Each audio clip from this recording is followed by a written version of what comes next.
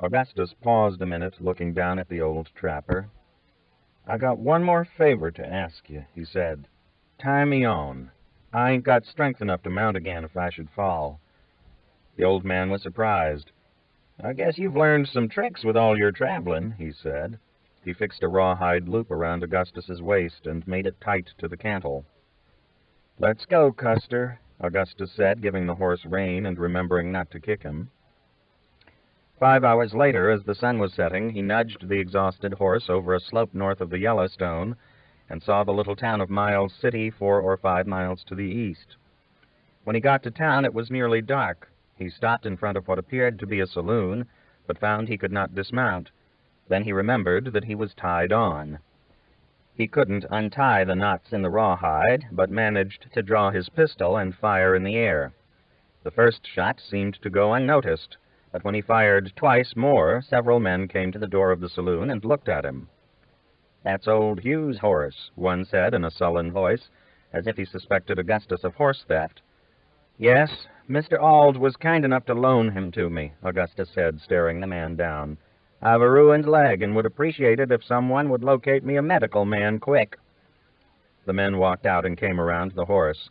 When they saw the leg, one whistled. "What done that?" he asked. "An arrow," Augustus said. "Who are you, sir?" the oldest of the men asked, more respectfully. "Augustus McCrae, captain in the Texas Rangers," Augustus said. "One of you gentlemen will need to help me with these knots." They hurried to help, but before they could get him off the horse, the red water washed over his eyes again. The spotted horse named Custer didn't like so many men around him. He tried to bite one of them, then bucked twice, throwing Augustus, who had just been untied, into the street. 2 of the men tried to catch the horse, but he easily outran them and raced back out of town.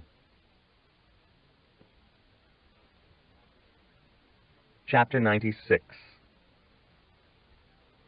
Augustus floated in the red water. Sometimes he saw faces, heard voices, saw more faces. He saw Bolivar and Lippy, his 2 wives, his 3 sisters. He saw men long dead whom he had rangered with, saw Pedro Flores and P.I., and a red-headed whore he had taken up with for a month in his riverboating days. He sloshed helplessly back and forth as if something were churning the water. When the redness receded and he opened his eyes again, he heard a piano playing in the distance. He was in bed in a small, hot room. Through the open window, he could see the great Montana prairie. Looking around, he noticed a small, fat man dozing in a chair nearby. The man wore a black frock coat sprinkled with dandruff. A bottle of whiskey and an old bowler hat, nearly as disreputable as Lippy's, sat on a small bureau. The fat man was snoring peacefully. Feeling considerable pain, Augustus looked down and saw that his left leg was gone. The stump had been bandaged, but the bandage was leaking. Blood seeped through it, though it was a thick bandage. "If you're the Sawbones, wake up and stop this drip," Augustus said. He felt irritable and sad and wished the whiskey bottle were in reach. The little fat man jerked as if poked with a fork and opened his eyes. His cheeks were red-streaked from excessive drinking, Augustus supposed. He put both hands on his head as if surprised that it was still there. "And pass the whiskey if you can spare any," Augustus added. "I hope you ain't thrown my leg away." The doctor jerked again, as if every statement pricked him. "You've got a mighty healthy voice for a sick man," the doctor said. "In this room, such a voice is a tight fit." "Well, it's the only voice I got," Augustus said. The doctor put his hands to his temple again. "It strikes my temples like a 10-pound hammer," he said. "Though I'm sorry to complain, the truth is I don't feel well myself." "You probably drink too much," Augustus said. "If you'll hand me the bottle, I'll reduce your temptations." The doctor did, but not before taking a swig. Augustus took several, while the doctor shuffled around and stood looking out the window. Across the street, the piano was still playing. "That girl plays beautifully," the doctor said. "They say she studied music in Philadelphia when she was younger." "How old is she now?" Augustus asked. "Maybe I'll send her a bouquet." The doctor smiled. "It's plain you're a man of spirit," he said. "That's good. I'm afraid you've a few fructuosities yet to endure." "A few what?" Augustus asked. "You better introduce yourself before you start talking Latin." "Dr. Mobley," the man said. "Joseph C. Mobley, to be precise. The C stands for Cincinnatus." "More Latin, I guess," Augustus said. "Explain that first bunch of Latin you talked." "I mean, we've got to take off that other leg," Dr. Mobley said. "I should have done it while you were out, but frankly, getting the left leg off exhausted me." "It's a good thing," Augustus said. "If you'd hacked off my right leg, you'd be the one who was out. I need that right leg." His gun belt was hanging over a chair nearby, and he reached out and took his pistol from the holster. The doctor looked around, reaching out his hand for the whiskey bottle. Augustus gave it to him, and he took a long drink and handed it back. "I understand your attachment to your own appendages," he said, opening the bandage. He winced when he looked at the wound, but kept working. "I don't want to cut your other leg off bad enough to get shot in the process. However, you'll die if you don't reconsider. That's a plain fact." "Go buy me some more whiskey," Augustus said. "There's money in my pants. Is that girl playing the piano a whore?" "Yes, her name is Dora," the doctor said. "Consumptive, I'm afraid. She'll never see Philadelphia again." He began to wrap the leg in a clean bandage. Augustus suddenly grew faint. "Give her $20 out of my pants and tell her to keep playing," he said. "And shove this bed a little closer to the window. It's stuffy in here." The doctor managed to shove the bed over near the window, but the effort tired him so that he sat back in the chair where he had been dozing. Augustus recovered a little. He watched the doctor a moment.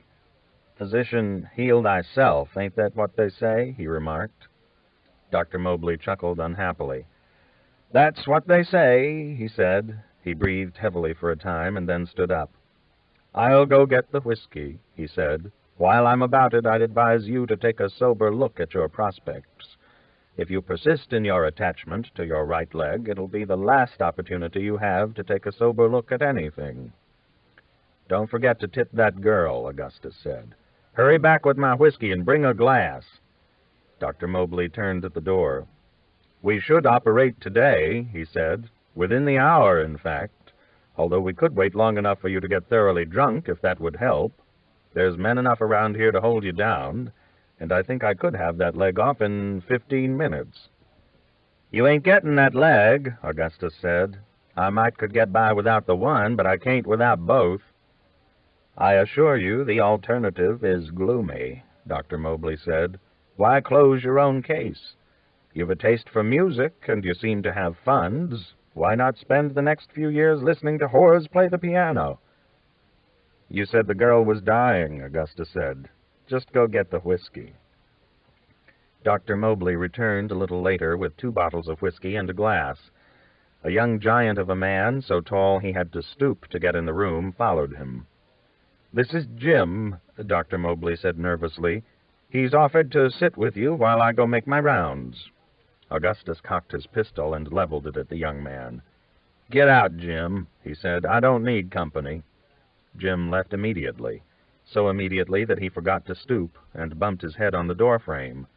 Dr. Mobley looked even more nervous. He moved the bureau a little nearer the bed and sat both bottles within Augustus's reach. "That was rude," he said. "Listen," Augustus said, "you can't have this leg, and if you're thinking of overpowering me, you have to calculate on losing about half the town. I can shoot straight when I'm drunk, too." "I only want to save your life," Dr. Mobley said, taking a drink from the first bottle before pouring Augustus a glassful. "It's my worry, mainly," Augustus said. "You stated your case, but the jury went against you. Jury of 1. Did you pay the whore?" "I did," Dr. Mobley said. "Since you refuse company, you'll have to drink alone.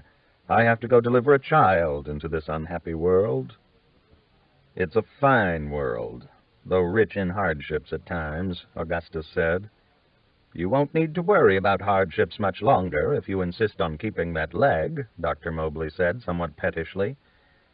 "I guess you don't care much for stubborn customers, do you?" "No, they irk me," Dr. Mobley said. "You might have lived, but now you'll die. Your reasoning escapes me." "Well, I'll pay your bill right now," Augustus said. "My reasoning ain't your concern." "Are you a man of property?" the doctor asked. "I've funds in a bank in San Antonio," Augustus said. "Also, I own half a cattle herd. It ought to be north of the Yellowstone by now." "I brought pen and ink," the doctor said. "If I were you, I'd make your will while you're still sober." Augustus drank all afternoon and did not use the pen or ink. Once when the music stopped, he looked out the window and saw a skinny, pockmarked girl in a black dress standing in the street looking up at him curiously. He waved, but could not be sure she saw him. He took another $20 gold piece from his pants pocket and sailed it out the window toward her. It landed in the street, to the puzzlement of the girl.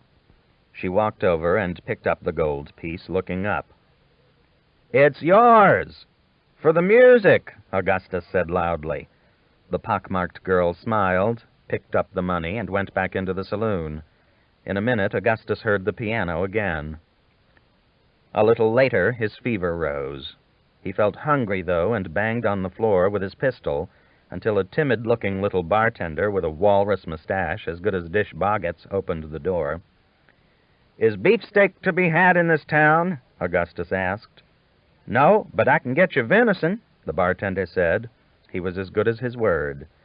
Augustus ate and then vomited in a brass spittoon. His leg was as black as the one that had been lost. He went back to the whiskey and from time to time recovered the misty feeling that he had always been so fond of, the feeling that reminded him of Tennessee mornings. He wished for a woman's company and thought of having someone ask the pock-marked girl if she would come and sit a while. But there was no one to ask, and in time he lost the impulse. In the night, sweating heavily, he awoke to a familiar step. W.F. Call stepped into the room and set a lantern on the bureau. "Well, slow but sure," Augustus said, feeling relieved. "Not too darn slow," Call said. "We just found P.I. yesterday." He turned back the covers and looked at Augustus's leg. Dr. Mobley was also in the room. Call stood looking at the black leg a minute. Its meaning was clear enough. "I did plead with him, Captain," Dr. Mobley said. "I told him it should come off. I regret now that I didn't take it when we took the other." "You should have," Call said bluntly.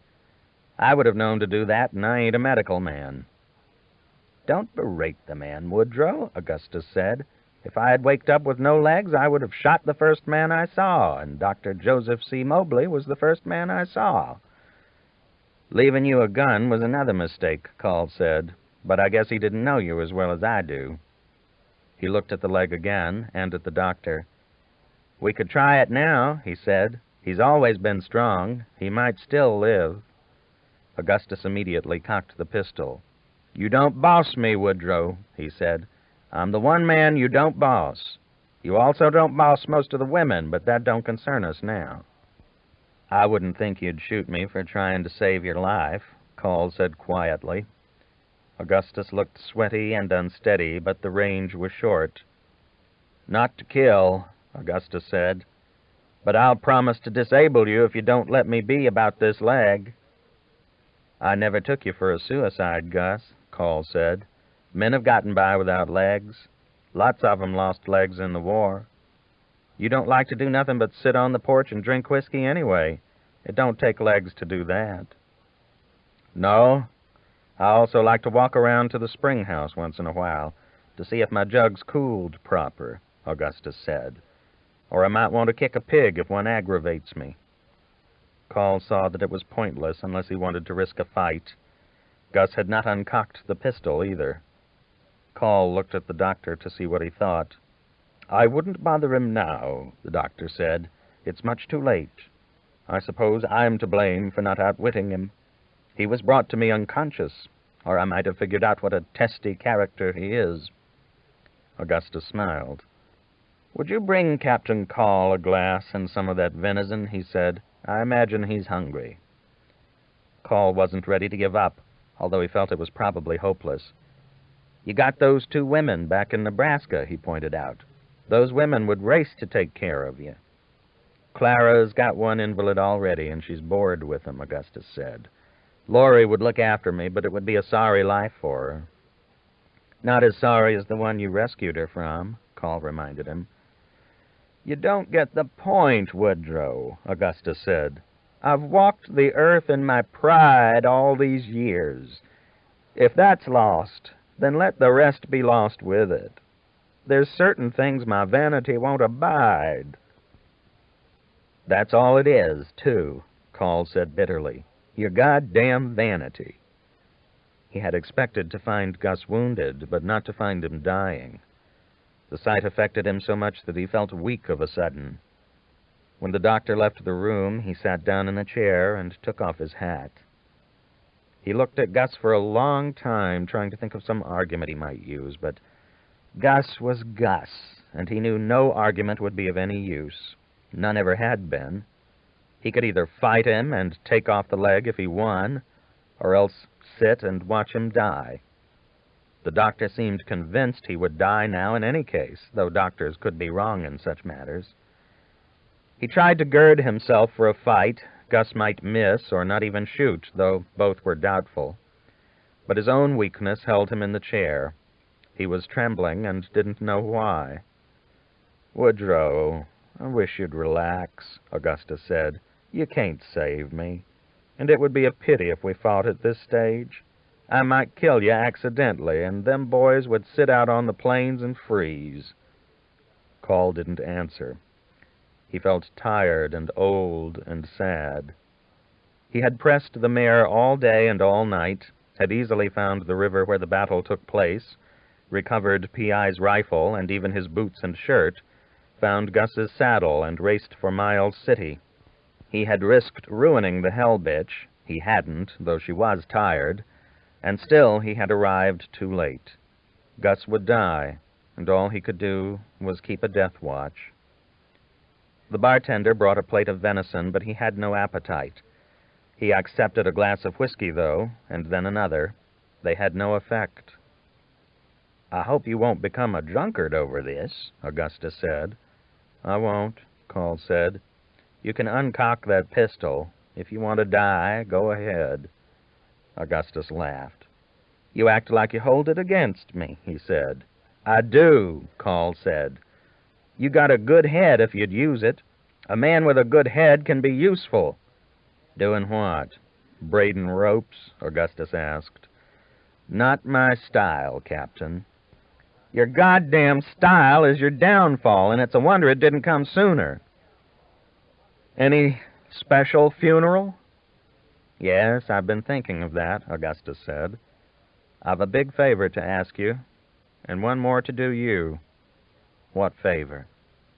"The favor I want from you will be my favor to you," Augustus said. "I want to be buried in Clara's orchard." "In Nebraska?" Call asked, surprised. "I didn't see no orchard." Augustus chuckled. "Not in Nebraska," he said. "In Texas. By that little grove of live oaks on the South Guadalupe. Remember we stopped by there a minute?" "My God," Call said, thinking his friend must be delirious.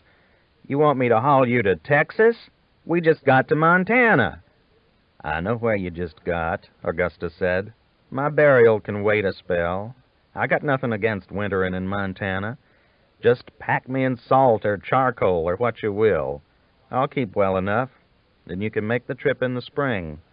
You'll be a rich cattle king by then and might need a restful trip." Call looked at his friend closely. Augustus looked sober and reasonably serious. "To Texas?" he repeated. "Yes, that's my favor to you," Augustus said. "It's the kind of job you was made for, that nobody else could do or even try. Now that the country is about settled, I don't know how you'll keep busy, Woodrow. But if you'll do this for me, you'll be all right for another year, I guess." "You're one of a kind, Gus," Call said, sighing. "We'll all miss you." "Even you, Woodrow?" Augustus asked. "Yes, me," Call said. "Why not me?" "I take it back, Woodrow," Augustus said. "I have no doubt you'll miss me. You'll probably die of boredom this winter, and I'll never get to Clara's orchard." "Why do you call it that?" "We had picnics there," Augustus said. "I took to calling it that. It pleased Clara. I could please her oftener in those days. Well, but is that any reason to go so far to be buried? Call said. She'd allow you a grave in Nebraska, I'm sure. Yes, but we had our happiness in Texas, Augustus said. It was my best happiness, too. If you're too lazy to take me to Texas, then just throw me out the window and be done with it. He spoke with vehemence. She's got her family in Nebraska, Augustus added, more quietly. I don't want to lie there with that dumb horse trader she married. This would make a story if there was anybody to tell it, Call said. You want me to carry your body 3,000 miles because you used to go picnicking with a girl on the Guadalupe River. That, plus I want to see if you can do it, Augustus said. But you won't know if I do it, Call said. I reckon I'll do it, since you've asked. He said no more, and soon noticed that Augustus was dozing. He pulled his chair closer to the window. It was a cool night, but the lamp made the little room stuffy. He blew it out. There was a little moonlight. He tried to doze, but couldn't for a time. Then he did doze, and woke to find Augustus wide awake, burning with fever. Call lit the lamp, but could do nothing for him. That was the Mussel Shell River where you holed up, he said. I met that old trapper, and he told me. We may take him with us to scout, since he knows the country. I wish I had some better whiskey, Augustus said. This is a cheap product. Well, the saloon's closed, probably, Call said. I doubt they got better, open or closed, Augustus said. I have a few more instructions if you're ready to hear them. Why, fine, Call said. I suppose now you've decided you'd rather be buried at the South Pole. No, but do stop in Nebraska night and let the women know, Augustus said. I'm leaving my half of the herd to Laurie, and don't you dispute with me about it. Just see she gets what money's coming to her. I'll leave you a note to hand her, and one for Clara.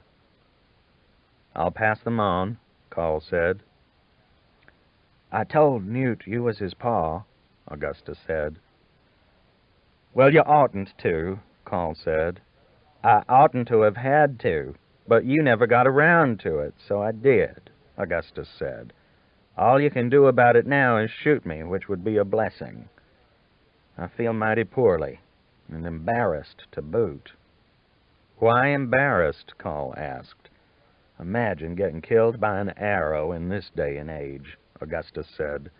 It's ridiculous, especially since they shot at us 50 times with modern weapons and did no harm. You always was careless, Call said. P said you rode over a hill and right into them. I've warned you about that very thing 1,000 times. There's better ways to approach a hill. Yes, but I like being free on the earth, Augustus said. I'll cross the hills where I please. He paused a minute. I hope you won't mistreat Newt, he said. Have I ever mistreated him? Call asked. Yes, always, Augustus said. I admit it's practically your only sin, but it's a big one. You ought to do better by that boy. He's the only son you'll ever have. I'd bet my wad on that. Though I guess it's possible you'll take to women in your old age. No, I won't, Call said. They don't like me. I never recall mistreating that boy. Not naming him is mistreatment, Augustus said. Give him your name, and you'll have a son you can be proud of, and Newt will know you're his pa. I don't know that myself, Call said. I know it, and you know it, Augustus said. You're worse than me. I'm stubborn about legs, but what about you? Women are goddamn right not to like you. You don't want to admit you ever needed one of them, even for a moment's pleasure. Though you're human, and you did need one once, but you don't want to need nothing you can't get for yourself. Call didn't answer. It seemed wrong to quarrel while Gus was dying. Always over the same thing, too. That one thing after all they had done together. Gus slept through the morning, fitful and feverish. Call didn't expect him to wake. He didn't leave the room. He was finally eating the plate of cold venison when Gus came to his senses briefly. "Do you want me to do anything about them Indians?" Call asked. "Which Indians?" Augustus asked, wondering what his friend could be talking about. Call's cheeks looked drawn, as though he hadn't eaten for days, though he was eating even as he asked the question. "Those that shot the arrows into you," Call said. "Oh, no, Woodrow," Augustus said. "We won more than our share with the natives. They didn't invite us here, you know. We got no call to be vengeful. You start that and I'll spoil your appetite." "I don't have much anyway," Call said. "Didn't I stick that sign in the wagon? That one I made in Lonesome Dove that upset Dietz so much at first?" Augustus asked. "Upset me, too," Call said. "It was a peculiar sign. It's on the wagon." "I consider it my masterpiece. That and the fact that I've kept you from not getting no worse for so long," Augustus said. "Take the sign back and stick it over my grave." "Have you wrote them notes for the women yet?" Call asked. "I won't know what to say to them, you see." "Dern, I forgot. And my two favorite women, too," Augustus said. "Get me some paper." The doctor had brought in a tablet for Augustus to write his will on. Augustus drew himself up and slowly wrote 2 notes. "Dangerous to write to 2 women at the same time," he said, "especially when I'm this light-headed. I might not be as particular in my sentiments as women expect a fella to be." But he wrote on. Then Call saw his hand drop and thought he was dead. He wasn't, but he was too weak to fold the second note. Call folded it for him. "Woodrow, quite a party," Augustus said. "What?" Call asked. Augustus was looking out the window. "Look there at Montana," he said. "It's fine and fresh, and now we've come, and it'll soon be ruined, like my legs." Then he turned his head back to Call. "I near forgot," he said. "Give my saddle to P.I. I cut his up to brace my crutch, and I wouldn't want him to think ill of me." "Well, he don't, Gus," Call said. But Augustus had closed his eyes. He saw a mist, red at first, but then as silvery as the morning mists in the valleys of Tennessee. Call sat by the bed, hoping he would open his eyes again. He could hear Gus breathing. The sun set, and Call moved back to the chair, listening to his friend's ragged breath. He tried to remain alert, but he was tired. Some time later, the doctor came in with a lamp. Call noticed blood dripping off the sheet onto the floor. "That bed's full of blood, and your friend's dead," the doctor said. Call felt bad for having dozed. He saw that one of Gus's notes to the women was still on the bed. There was blood on it, but not much. Call wiped the note carefully on his pants leg before going downstairs.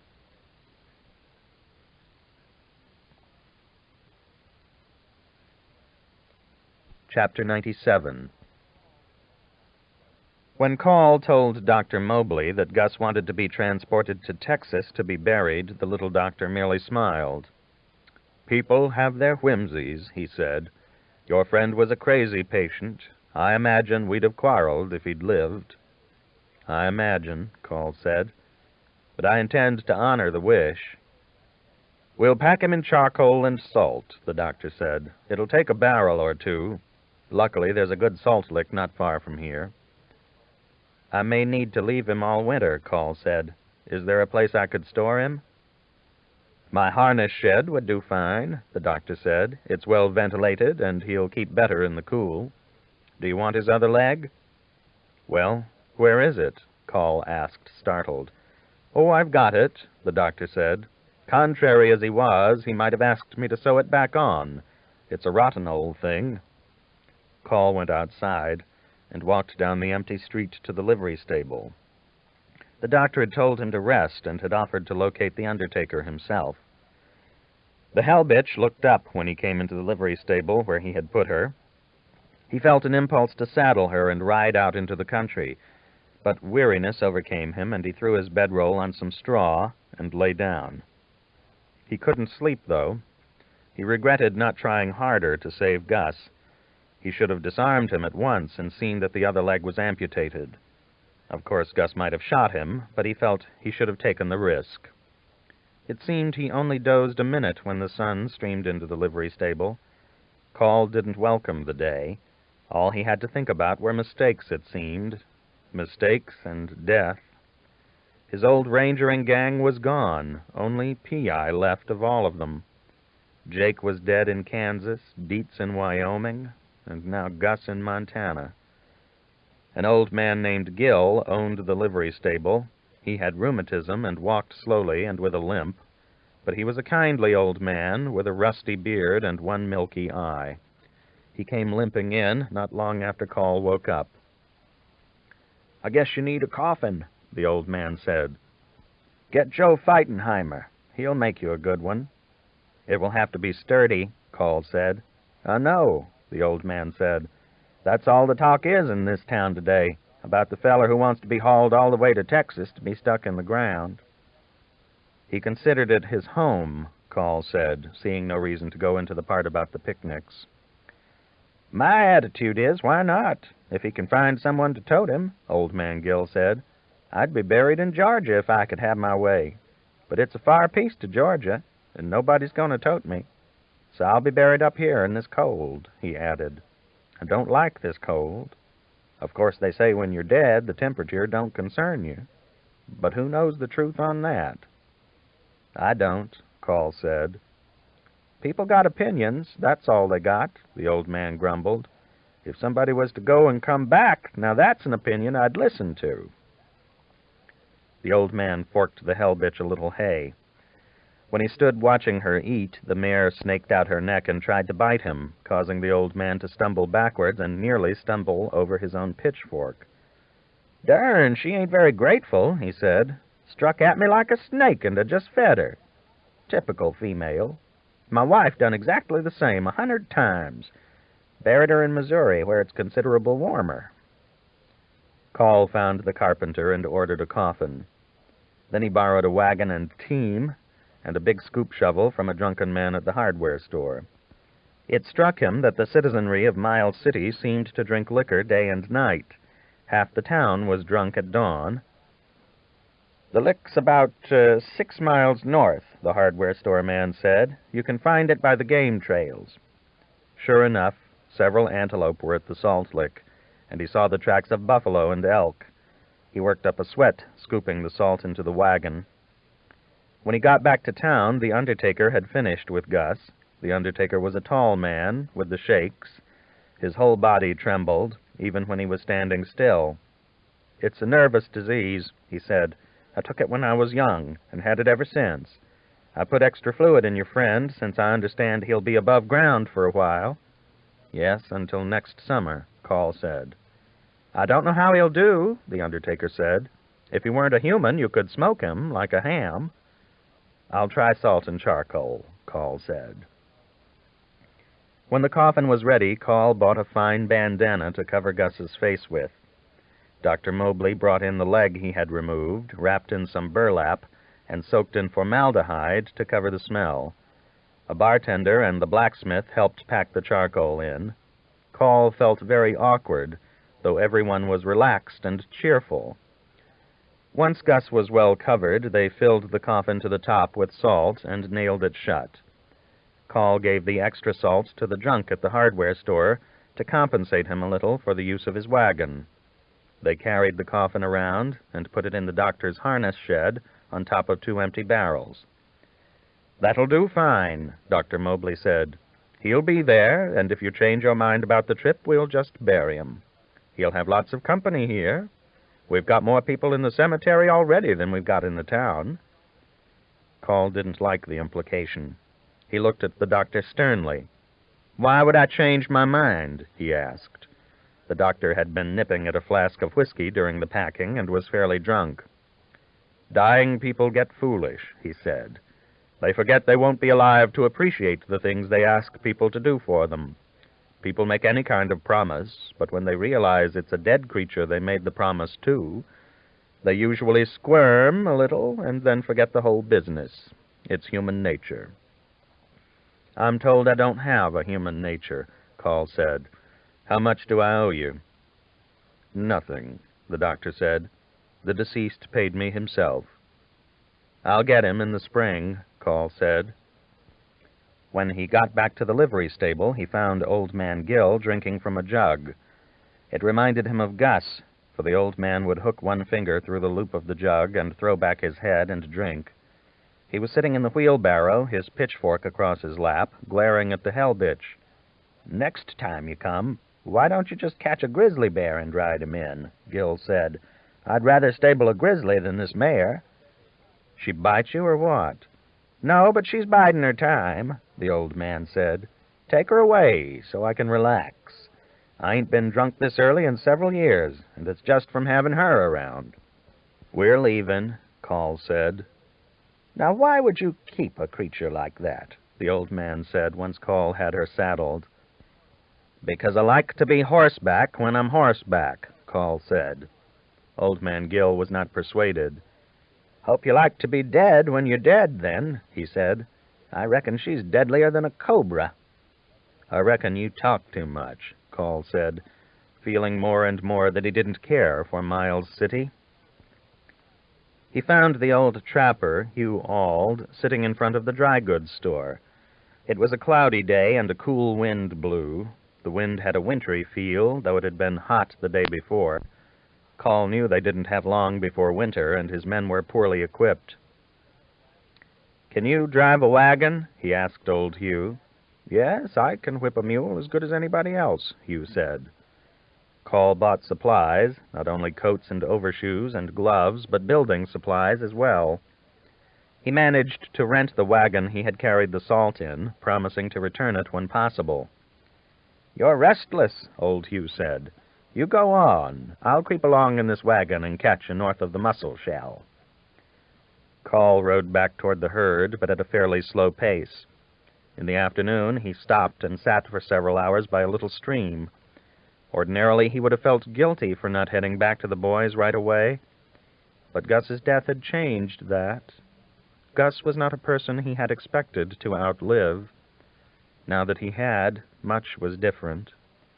Gus had always been lucky, everybody said so, and he said so himself. Only Gus's luck ran out. Jake's had run out, Dietz's had run out. Both deaths were unexpected, both sad, terribly sad. But Call believed them. He had seen them both with his own eyes, and believing in the deaths, he had put them behind him.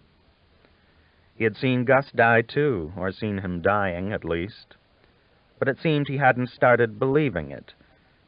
Gus had left, and that was final, but Call felt too confused even to feel sad. Gus had been so much himself to the end that he wouldn't let even his death be an occasion. It had just felt like one of their many arguments that normally would be resumed in a few days. This time it wouldn't be resumed, and Call found he couldn't adjust to the change. He felt so alone that he didn't really want to go back to the outfit. The herd and the men no longer seemed to have anything to do with him. Nothing had anything to do with him, unless it was the mare. For his part, he would just as soon have ridden around Montana alone, until the Indians jumped him, too. It wasn't that he even missed Gus yet all that much. Only yesterday they had talked, as they had talked for 30 years. Call felt some resentment, as he almost always had when thinking of his friend.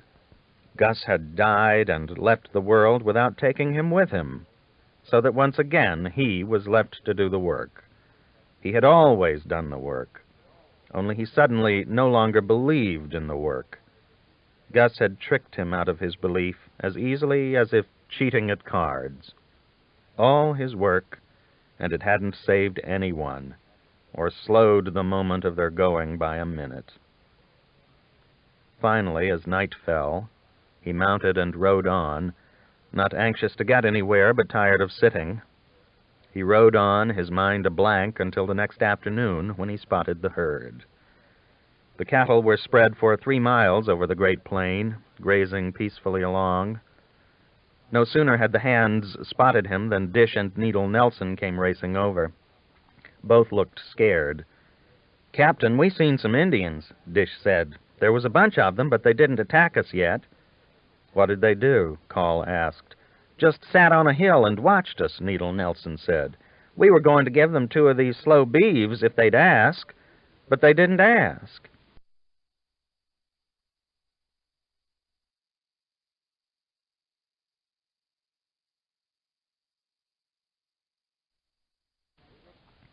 "How many in the bunch?" "We didn't count," Dish said, "but it was a bunch." "Women and children with them?" Call asked. "Oh, yes, a passel," Needle said. "They seldom drag their womenfolk into battle," Call said. "Probably Crow. I'm told the Crow are peaceful." "Did you find Gus?" Dish asked. "He can't talk about nothing else." "I found him. He's dead," Call said. The men were turning their horses to go back to the herd. They stopped as if frozen. "Gus is dead?" Needle Nelson asked. Call nodded. He knew he would have to tell the story, but didn't want to have to tell it a dozen times. He trotted on over to the wagon, which Lippy was driving. P.I. sat in the back end, resting. He was still barefoot, though Call saw at once that his feet were better. When he saw Call riding in alone, he looked worried. "Did they carry him off, Captain?" he asked. "No, he made it to Miles City," Call said. "But he had blood poisoning in both legs from those arrows, and he died day before yesterday." "Well, I swear," P.I. said, "I wished he hadn't." "I got away and Gus died," he added sadly. "Wouldn't you figure it'd be the other way around?" "I would if I had to make odds," Jasper Fant said. He was close by and had loped over in time to hear. Newt heard the facts from Dish, who soon rode around the herd, telling the boys. Many of them loped into the wagon to get more details, but Newt didn't. He felt like he had the morning he saw Dietz dead, like turning away. If he never went to the wagon, he would never have to hear any more. He cried all afternoon, riding as far back on the drags as he could get. For once he was grateful for the dust the herd raised. It seemed to him it would have been better if the Indians had ridden in and killed them all. Having it happen one at a time was too much to bear, and it was happening to the best people, too. The ones who teased him and made sport of him, like Bert and Soupy, were happy as pigs. Even P.I. had nearly died, and except for the captain and himself, P was the last one left of the old Hat Creek outfit. All the men were annoyed with Captain Call because he told of Gus's dying brusquely, got himself a little food, and rode away to be alone, as he always did in the evening. His account was pregnant with mysteries, and the men spent all night discussing them. Why had Gus refused to have the other leg amputated in the face of plain warnings? "I knew a spry little fellow from Virginia who could go nearly as fast on crutches as I can on my legs," Lippy reported. "He had 2 crutches, and once he got his rhythm, he could skip along." "Gus could have made a cart and got him a billy goat to pull it," Bert Borum suggested. "Or a donkey," Needle said. "Or his darn pigs, if they're so smart," Soupy said. Both pigs were under the wagon. P.I., who slept in the wagon, had to listen to their grunts and snores all night. Only the Irishman seemed sympathetic to Gus's stance. "Why, it would only have left half of him," he said. "Who wants to be half of himself?" "No, half would be about the hips," Jasper calculated. "Half would be your nuts and all. Just your legs ain't half." Dish Boggett took no part in the conversation. He felt sad about Gus. He remembered that Gus had once lent him money to visit Lorena, and this memory lent another tone to his sadness. He had supposed Gus would go back and visit Lorena, but now, clearly, he couldn't. She was there in Nebraska, waiting for Gus, who would never come. Into his sadness came a hope that when the drive was over, he could draw his wages and go back and win Lorena after all.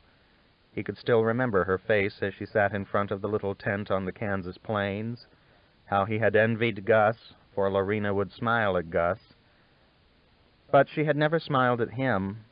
Now Gus was dead, and Dish determined to mention to the captain that he wanted to draw his wages and leave as soon as the drive was finished.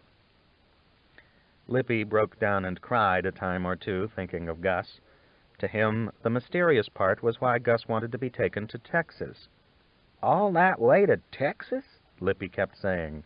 "He must have been drunk."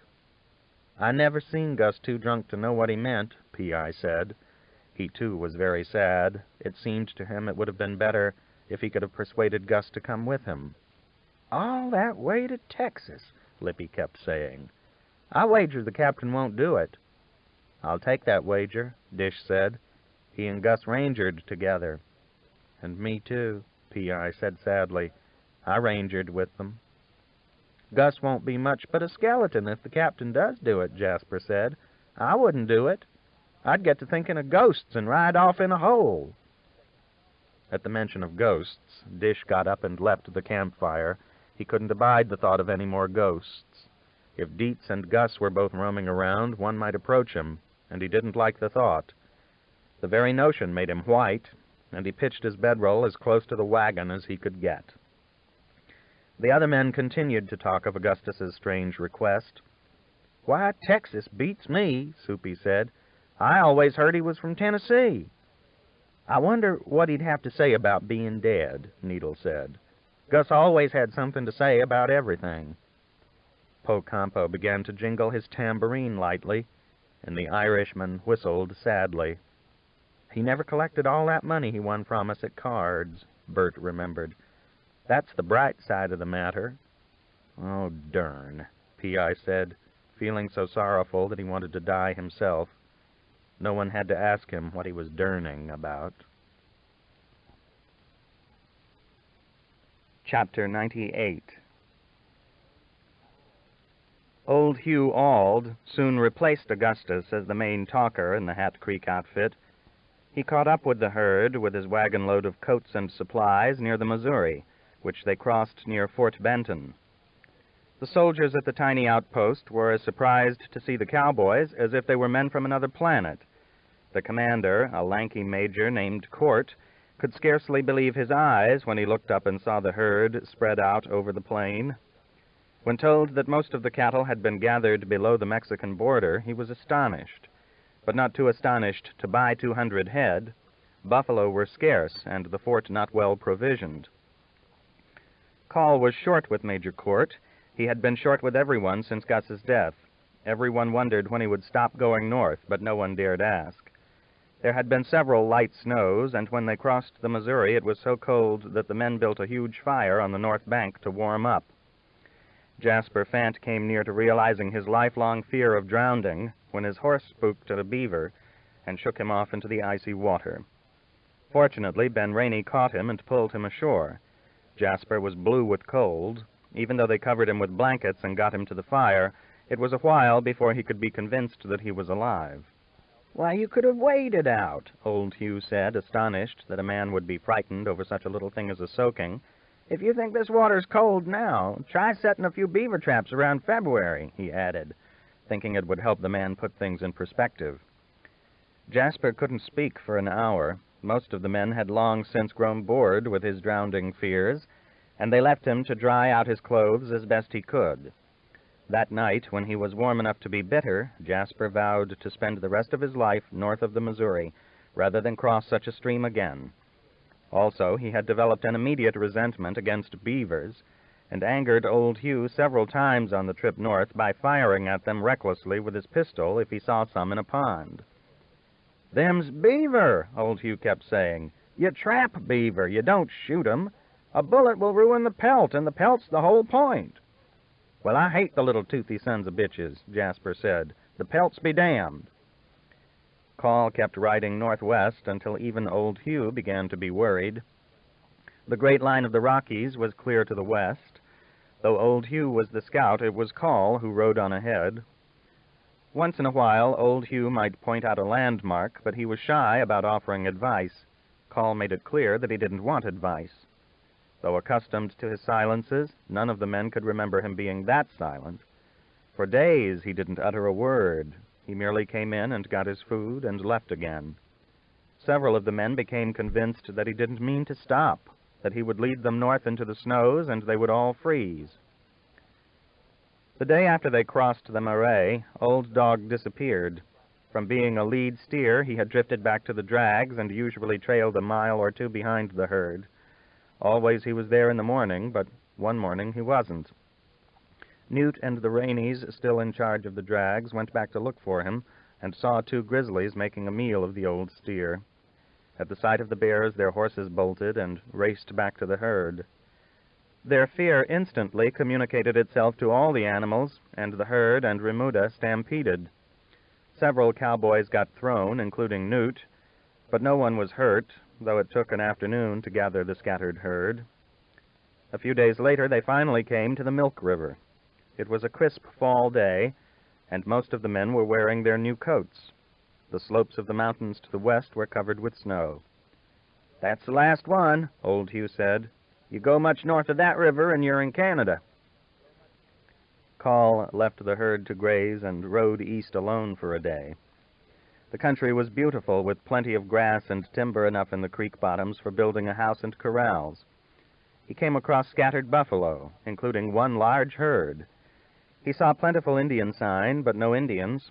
It was cold, but brilliantly sunny.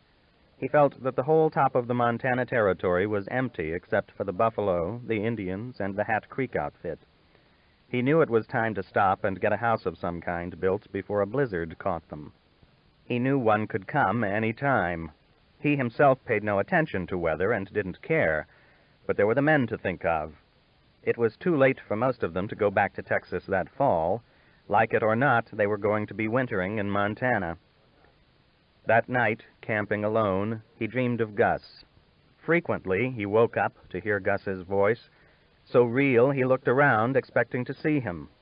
Sometimes he would scarcely fall asleep before he dreamed of Gus, and it was even beginning to happen in the daytime if he rode along not paying much attention to his surroundings. Gus dead invaded his thoughts as readily as he had when he was alive. Usually he came to josh and tease, much as he had in life. "Just because you've got to the top of the country, you don't have to stop," he said in one dream. "Turn east and keep going until you hit Chicago." Call didn't want to turn east, but neither did he particularly want to stop. Gus's death, and the ones before it, had caused him to lose his sense of purpose to such an extent that he scarcely cared from one day to the next what he was doing. He kept on going north because it had become a habit. But they had reached the Milk River, and winter was coming, so he had to break the habit, or else lose most of the men and probably the cattle, too. He found a creek with a good stand of sheltering timber, and decided it would do for a headquarters, but he felt no eagerness for the tasks ahead. Work, the one thing that had always belonged to him, no longer seemed to matter. He did it because there was nothing else to do, not because he felt the need. Some days he felt so little interest in the herd and the men that he could simply have ridden off and left them to make the best of things. The old sense of being responsible for their well-being had left him so completely that he often wondered how he could ever have felt it so strongly. The way they looked at him in the morning as they waited for orders irritated him more and more. Why should grown men wait for orders every day after coming 3,000 miles? Frequently he gave no orders, merely ate his breakfast and rode off, leaving them with puzzled expressions on their faces. An hour later, when he looked back, he would see that they were following, and that, too, irritated him. Sometimes he felt he would prefer to look back and see the plains empty, all the followers and cattle vanished. But nothing like that happened, and when he had settled on a headquarters, he told the men to drive the cattle east for a day, and then let them graze at will. The drive was over. The ranch would lie between the Milk and the Missouri. He would file on the land in the spring. "What about them of us that want to go back to Texas?" Dish Boggett asked. Call was surprised. Until then, no one had suggested going back to Texas. "It's late in the year," he said. "You'd be better advised to wait and go in the spring." Dish looked at him stubbornly. "I didn't hire on for no winter in Montana," he said. "I guess if I could have my wages, I'd take my chances." "Well, you're needed for the building," Call said, reluctant to lose him. Dish looked as if he stood ready to ride south then and there. "Once that's done, any can go that wants," Call added. Dish Boggett felt angry. He hadn't hired on to carpenter, either. His first work for the Hat Creek outfit had been well digging, and his last would be swinging an axe, it appeared. Neither was work fit for a cowhand, and he was on the verge of demanding his wages and standing up for his rights as a free man. But the captain's look dissuaded him, and the next morning, when they started the herd east along the milk, he took the point for the last time. With Old Dog dead, the Texas bull was frequently in the forefront of the drive. He looked ugly, for his wound had been sewn up unevenly, and being one-eyed and one-horned had made him even more irascible. He would often turn and attack anyone who approached him on his blind side. Several men had narrowly escaped disaster, and only the fact that Captain Call favored the bull had kept them from shooting him. Dish resolved that as soon as the building was done, he would go like a streak for Nebraska. The thought that a stranger might come along and win Laurie before he could get back was a torment to him, but it made him one of the more vigorous members of the logging crew once the building got started. Most of the other members of the crew, Jasper and Needle particularly, were less vigorous, and they irritated Dish by taking frequent breaks, leaving him to chop alone. They would sit around smoking, keeping a close watch for bears, while Dish flailed away, the sound of the striking axe echoing far across the valley of the Milk River. Before the work had been in progress a week, an event occurred which changed the men's attitudes dramatically. The event was a blizzard, which howled out of the north for 3 days. Only the fact that Call had seen to it that ample firewood had been cut saved the outfit. The men had never known or imagined such cold. They built 2 large fires and huddled between them, feeding them logs, freezing on the side not closest to the fire. The first day there was no visibility at all. The men could not even go to the horses without the risk of being lost in the swirling snow. "It's worse than a sandstorm," Needle said. "Yes, and colder, too," Jasper said. "I've got my feet practically in the fire, and my darn toes are still frozen." Dish found to his annoyance that his own breath caused his mustache to freeze, something he would not have imagined could happen. The men put on all the clothes they had and were still terribly cold. When the storm blew out and the sun reappeared, the cold refused to leave. In fact, it got colder and formed such a hard crust on the snow that the men slipped and fell just going a few feet to the wagon. Only Po Campo seemed to thrive in the weather. He still relied largely on his serape, plus an old scarf he had found somewhere, and he annoyed the men by nagging them to go shoot a bear. His theory was that bear meat would help them get used to the weather. Even if it didn't, a bearskin might come in handy. "Yes, and them darn bears probably think a little man meat would come in handy," Soupy observed. P.I., the tallest man in the group, had developed a new fear, which was that he would be swallowed up in a snowdrift. He had always worried about quicksand, and now he was in a place where all he could see for miles around was a colder version of quicksand. "If it was to cover you up, I reckon you'd freeze," he said over and over, until the men were tired of hearing it. Most of the men were tired of hearing one another say anything. The complaints, characteristic of each, had come to bore them thoroughly as a group. Newt found that he had no urge either to talk or listen, but he did have an urge to stay warm, and he spent as much time by the fire as he honorably could. The only parts of his body that he was still conscious of were his hands, feet, and ears, all of which were dreadfully cold. When the storm abated and they rode out to check the cattle, he tied an old flannel shirt over his ears, and they still felt frozen. The livestock weathered the storm fairly well, although some of the cattle had drifted far south and had to be pushed back toward the milk. Even so, within 10 days of the blizzard, a sizable rough log house had been built, complete with fireplace and chimney, both the work of Po Campo. He took advantage of a few days' thaw to make a great quantity of mud bricks, all of which froze hard with the next freeze. The roof had hardly been on the cabin a day when the next blizzard hit. This time, though, the men were comparatively warm. To their amazement, Captain Call refused to live in the house. He set up the old tent of wheelbarges in a sheltered spot on the creek and spent his nights in it, sometimes building a small fire in front of it. Every morning the men expected to come out and find him frozen. Instead, he came in every morning and found them sleeping too late, reluctant to leave their blankets for the chill. But there were still corrals to build, and a smokehouse, and improvements on the cabin. Call saw that the men stayed at work, while he himself did most of the checking on the livestock, sometimes taking Newt with him on his rounds. He killed several buffalo and taught Newt how to quarter them. Old Hugh Auld came and went at will on his spotted pony. Though he talked constantly while he was with the crew, he often developed what he called lonesome feelings, and disappeared for 10 days at a time. Once in a prolonged warm spell, he came racing in excitedly and informed Call that there was a herd of wild horses grazing only 20 miles to the south. Since the Hat Creek remuda was not in the best of shape, Call decided to go see about the horses. They had a great stroke of luck and caught them in a box canyon only 15 miles from the headquarters. The horses were smallish, but still fat from a summer's grazing. Bert Borum, the best roper in the outfit, caught 18 of the horses, and they were brought back, hobbled, to the remuda. True to his word, Dish Boggett drew his wages and left the day after they caught the wild horses. Call had assumed the blizzards would have taught the young man the folly of leaving, and was annoyed when Dish asked for his pay. "It's no time to be traveling in country you don't know," Call said. "I pointed that herd the whole way up here," Dish said stubbornly. "I guess I can find my way back. Besides, I got a coat."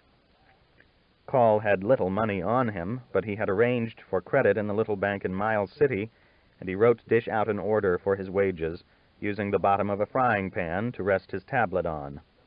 It was just after breakfast, and a number of the hands were watching. There had been a light snowfall the night before, and the plains were white for miles around. "Dern, we might as well hold the funeral right now," Soupy said. "He won't even make it to the Yellowstone, much less to Nebraska." "It's that whore," Jasper said. "He's in a hurry to get back before somebody beats his time." Dish reddened and whirled on Jasper. "She ain't a whore," he said. "You take that back or I'll box your darn ears." Jasper was appalled at the challenge. His feet were cold, and he knew he couldn't cut much of a figure in a fight with Dish. His hands were cold, too. They were usually cold, and the thought of having to strike someone with a hard head with one of them was not pleasant. "Well, I meant she was in her younger days," Jasper said. "I don't know what she does for a living now." Dish stalked off in a cold, silent fury. He had resented many of the men throughout the whole trip because of their casual talk about Laurie, and saw no reason for elaborate goodbyes.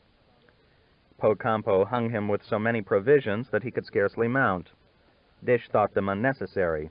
"I got a rifle," he reminded Poe. "There's plenty of game." "You may not want to hunt in the blizzards," Pocampo said. Before Dish left, Call told him to take an extra horse. Dish had mainly ridden Sugar all the way north and planned to ride him all the way back, but Call insisted that he take a little buckskin for insurance. "A horse can always go lame," he said. All the men were standing around, disturbed that Dish was leaving. Newt felt like crying. Leavings and dyings felt a lot alike. Dish, too, at the last moment, felt a powerful ache inside him at the thought of leaving the bunch. Though most of the hands were disgraceful, rude, and incompetent, they were still his compañeros. He liked young Newt and enjoyed teasing Jasper. He even had a sneaking fondness for Lippy, who had appointed himself cook's helper and seldom got far from the big fireplace. But Dish had gone too far to stop. He had no fear at all of the dangers. He had to go see Lorena, and that was that. He mounted and took the lead rope of the little buckskin. P.I., who had been off near the lots trying to loosen his bowels, the main effect of Montana had been to constipate him, missed the preparations for leave-taking. He had been in a sorrowful mood ever since the report had come back on Gus, and the sight of Dish ready to ride off upset him all over again. "Well, I swear, Dish," he said. Tears welled in his eyes, and he could say no more. Several of the men were disturbed by the sight, fearing that they might behave no better. Dish shook hands quickly all around. "So long, boys," he said. "Look for me south of the Brazos if you ever get home." Then he touched Sugar with his spurs and was soon only a black speck on the snow. Call had debated giving him the letters Gus had written to the women, but thought better of it. If Dish was lost, and probably he would be, the letters would be lost too, and they were Gus's last words. Better to keep them and deliver them himself, though the thought didn't cheer him. Sitting in his tent that night, he pondered the change in himself. He had let the young man override his warning and leave. He could have ordered him to stay, and put a little more of himself into the order, as he often had at times when men were unruly. Dish had been determined, but not determined enough to buck a forceful command. As captain, he had given such commands many times, and never had one failed to be obeyed. But in this case, he lacked the interest. When it came time to summon the force, he hadn't. He admired Dish Boggett, who indeed had held a true point for 3,000 miles. He had also often proved himself the best man to break a stampede. But Call had let him go and didn't really care. He knew that he wouldn't care if they all went, excepting P and the boy. He had no impulse to lead the men another step. The next day, since the weather continued pretty, he decided to go to Fort Benton himself. Major Court had indicated that the army might frequently need beef if the winter got bad, and the tribes fared poorly. After all, he had come to Montana in the hope of selling cattle. Once the news reached Texas that they had made the drive, others would soon follow, probably by next fall, and it was well to establish good connections with the army, the only buyer in the territory who might want beef. It was during the captain's absence that Newt discovered a talent for breaking horses. Ben Rainey, an excellent rider, had been assigned the task of breaking the mustangs, but on the very first day of work, a strong black horse threw him into a tree and broke his arm. Pocampo set the bone, but Ben declared he had had enough of bucking broncs. He meant to apply for another job when the captain returned. Newt had been on wood detail, dragging dead timbers up from the creek and helping P.I. and Pete Spettle split them. He told Ben Rainey he would have a try at the black, and he rode him to a standstill to the surprise of everyone, including himself. Of course, he knew that riding a horse through a bucking spell represented just a small part of a horse's education. They had to be gentled enough that it wouldn't be necessary to tie them down to saddle them. They had to be taught to rein and, if possible, to take an interest in cattle. When the captain returned a week later with an order for 300 beeves to be delivered to Fort Benton by Christmas, Newt was in the little sapling corral they had built, working with a hammer-headed bay. He looked nervously at the captain, expecting to be reprimanded for changing jobs, but Call merely sat on the hell-bitch and watched. Newt tried to ignore the fact that he was there. He didn't want to get nervous and upset the bay. He had discovered that if he talked a lot and was soothing in what he said, it had a good effect on the horse he was working with. He murmured to the bay while the captain watched. Finally, Call dismounted and unsaddled. It pleased him to see the quiet way the boy worked. He had never been one for talk when there was work to be done. It was his big point of difference with Gus, who could do nothing without talking. He was glad the boy was inclined to his way. When they drove the beeves to Fort Benton, he took Newt and 2 other men with him. That winter there were several such trips, not merely to Fort Benton, but to Fort Buford as well. Once when they arrived at Fort Benton, the army had just trailed in a bunch of raw, half-broken horses from the south. When they brought in beeves, the fort was always full of Indians, and there was much bargaining over how the beeves would be divided between the major and an old Blackfoot chief the soldiers called Saw, because of the sharpness of his features. Some blood Indians were there, too, on this occasion, and Call felt angry. He knew he was seeing some of the warriors who had killed Gus. When the Indians left, he felt like tracking them and revenging his friend, though he didn't know which braves had done it. He held back, but it made him uneasy to leave an attack unanswered. The major found out that Newt was good at breaking horses and asked Call if he would mind leaving the boy at the fort for a few weeks to rough out the new string of horses. Call didn't want to, but the major had dealt with him on fair terms, and he didn't feel he could refuse the request, particularly since there was not much to do back at ranch headquarters. They spent their time making improvements on the log house, starting a barn, and checking the cattle after the frequent storms. Most of the men spent their spare time hunting, and had already brought in more buffalo and elk meat than could be eaten in a winter. So Call agreed, and Newt stayed at the fort a month, breaking horses. The weather improved. It was cold, but the days were often fine and sunny. Newt's only scare came when he took a strong sorrel gelding out of the fort for his first ride, and the horse took the bit between his teeth and raced out onto the Missouri ice. When the horse hit the ice, he slipped, and though he crashed through the ice, fortunately they were in shallow water, and Newt was able to struggle out and lead the horse out, too. A few soldiers coming in with a load of wood helped him get dry. Newt knew it would have been a different story if the horse had made it to the center of the river before breaking through the ice. After that, when he took his raw mounts out for a ride, he turned them away from the river as soon as he left the fort. Chapter 99. July Johnson proposed to Clara in the first week of the new year.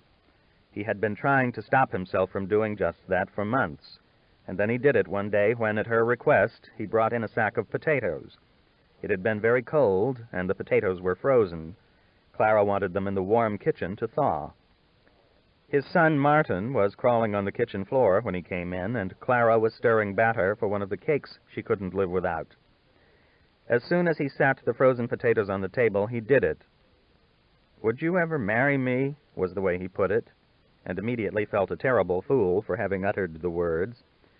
In the months he had worked for her, their relations had been unchanged, and he supposed she would think him drunk or out of his head for raising such a thought. Instead, Clara did a thing that amazed him. She stuck a finger in the sweet cake batter and held her hand out to him, as if he were just supposed to eat the glob of uncooked cake right off her finger. "Have a taste, July," she said. "I think I've overdone the cinnamon." July decided she must not have heard his question. He wondered if she were merely trying to be polite. Though he knew he should have been glad she hadn't heard it, he felt ready to say it again, and was about to when Clara stopped him with a look. "You don't have to repeat yourself," she said. "I heard you. Do you want to give me an opinion on this cinnamon or not?" July felt awkward and embarrassed. He hadn't meant to ask such a question just then, and yet the question would be asked. He didn't know what to do about the cake batter, but didn't feel it proper just to lean over and eat it off her finger. He reached out and took as much of it as he could on one of his own fingers before he sampled it. "Tastes fine," he said, but Clara looked annoyed, or scornful, or somehow displeased. He could never tell what her looks meant. All he registered was how uncomfortable they made him. "I don't think you're much of a judge of sweets," Clara said, heat in her tone, but a coldness in her gray eyes. She ate the rest of the batter off her own finger and went back to stirring the cake. A minute later, Lorena walked into the room and picked up the baby. July was hoping she would take the baby out of the kitchen, but instead she sat down at the table and began to sing to him. Then, to make matters worse, both girls came in and began to make over the baby, too.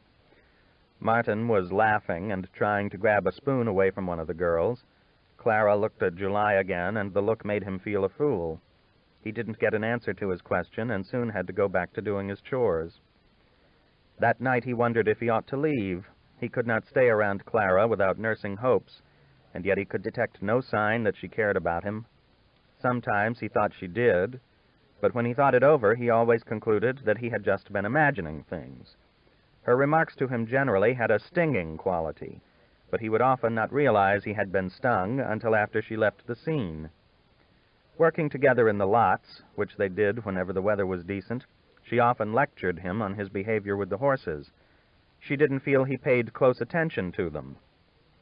July was at a loss to know how anyone could pay close attention to a horse when she was around, and yet the more his eyes turned to her, the worse he did with the horses, and the more disgusted she grew. His eyes would turn to her, though. She had taken to wearing her husband's old coat and overshoes, both much too big for her. She wouldn't wear gloves. She claimed the horses didn't like it, and her large, bony hands often got so cold she would have to stick them under the coat for a few minutes to warm them. She wore a variety of caps that she had ordered from somewhere, Apparently she liked caps as much as she liked cake. None of them were particularly suited to a Nebraska winter. Her favorite one was an old army cap Cholo had picked up on the plains somewhere. Sometimes Clara would tie a wool scarf over it to keep her ears warm, but usually the scarf came untied in the course of working with the horses, so that when they walked back up for a meal, her hair was usually spilling over the collar of the big coat. Yet July couldn't stop his eyes from feasting on her. He thought she was wonderfully beautiful, so beautiful that merely to walk with her from the lots to the house, when she was in a good mood, was enough to make him give up for another month all thought of leaving. He told himself that just being able to work with her was enough, and yet it wasn't, which is why the question finally forced itself out. He was miserable all night, for she hadn't answered the question, but he had spoken the words and revealed what he wanted. He supposed she would think worse of him than she already did when she thought it over. It was 3 days before they were alone again. Some soldiers needing horses showed up, and Clara asked them to spend the night. Then Martin got a bad cough and developed a high fever. Cholo was sent to bring the doctor. Clara spent most of the day sitting with the baby, who coughed with every breath. She tried every remedy she knew with no effect. Martin couldn't sleep for coughing. July went into the sick room from time to time, feeling awkward and helpless. The boy was his child, and yet he didn't know what to do. He felt in the way. Clara sat in a straight chair, holding the child. He asked in the morning if there was anything special she wanted him to do, and she shook her head. The child's sickness had driven out all other concerns. When July came back that evening, Clara was still sitting. Martin was too weak by then to cough very hard, but his breath was a rasp and his fever still high. Clara was impassive, rocking the baby's cradle, but not looking at him. "I guess the doctor will be getting here soon," July said uncertainly. "The doctor might have been gone in the other direction," Clara said. "This will be over before he gets here. He'll have had the ride for nothing." "You mean the baby's dying?" July asked. "I mean he'll either die or get well before the doctor comes," Clara said, standing up. "I've done all I can. The rest is up to Martin." Clara looked at him, and then, to his shock, walked over and put her head against his chest. She put her arms around him and held him tightly. It was so surprising that July almost lost his balance. He put his arms around her to steady himself. Clara didn't raise her head for what seemed like minutes. He could feel her body trembling and could smell her hair. Then she stepped back from him as abruptly as she had come to him, though she caught one of his hands and held it a moment. Her cheeks were wet with tears. "I hate it when a child is sick," she said. "I loathe it. I get too scared. It's like—" She stopped a minute to wipe the tears off her cheeks. "It's like there's something doesn't want me to get a boy raised," Clara said, her voice cracking. July lay awake all night, remembering how it felt to have her take his hand. Her fingers had twined for a moment in his before she let go. It had seemed she needed him, else she wouldn't have squeezed so. It made him so excited that he couldn't sleep, yet when he went back upstairs in the morning and stepped into the sick room, Clara was distant, though it was a fine sunny day, and the baby's fever was down. His breath still rattled, but he was asleep. "I could bring you up some coffee," July said. "No, thanks. I know my way to the kitchen well enough," she said, standing up. This time she neither hugged him nor took his hand. She walked past him without a look. All he could do was follow her downstairs. Lorena and the girls had already made breakfast, and Cholo came in to eat. July didn't feel hungry. The fact that Clara was displeased took his appetite away. He tried to think why she might be displeased, but could come up with no reasons. He sat numbly through breakfast and went out the door, feeling that it would be hard to get his mind on work. He needed to repair the wheel of the big wagon, which had cracked somehow. Before he could even get the wheel off, he saw Clara coming toward the tool shed. Though it was sunny, it was also very cold. Her breath made little clouds. July was afraid the baby might have taken a turn for the worse, but that was not it. Clara was very angry. "You'd do better to talk to me when I'm mad," she said, with no preamble. There were points of red in her cheeks. "I'm no talker, I guess," July said. "You're not much of anything, but you could be," she said. "I know you're smart because Martin is, and he didn't get it all from your poor wife. But a fence post is more useful generally than you are." July took it as a criticism of his work, which he felt he had done scrupulously. "I've nearly got this wheel fixed," he said. "July, I'm not talking about chores," she said. "I'm talking about me. I sat there all night in that room with your baby. Where were you?" July had been thinking that he probably should have offered to sit with her. Of course, now it was too late. He wanted to explain that he was too shy just to come into a room where she was, particularly a bedroom, unless she asked him. Even coming into the kitchen if she was alone was not something he did casually, but he didn't know how to explain all the cautions she prompted in him. "I wish I had now," he said.